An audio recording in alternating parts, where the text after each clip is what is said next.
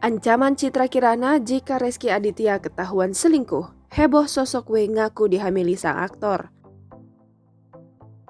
Polemik isu Rezky Aditya dengan sosok W ngaku melahirkan anak sang artis terus jadi sorotan. W sendiri siap melakukan tes DNA guna mempertanggungjawabkan pengakuan ke publik. Adapun kisah percintaan W dan Rezky Aditya terjadi pada tahun 2012 lalu, di mana W melahirkan sang buah hati pada tahun 2013. Rezky Aditya sendiri mendadak menghilang. Bak tak ambil pusing, Citra Kirana memilih diam 1000 bahasa terkait isu menjerat sang suami.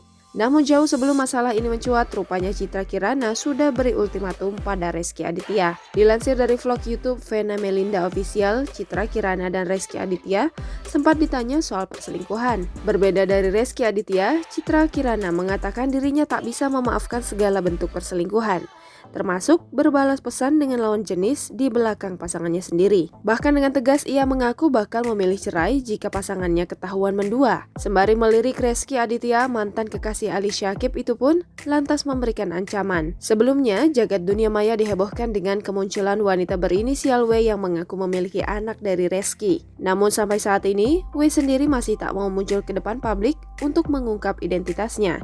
Sementara Citra Kirana dan Rezky Aditya pun seolah cuek dengan hebohnya berita di luaran.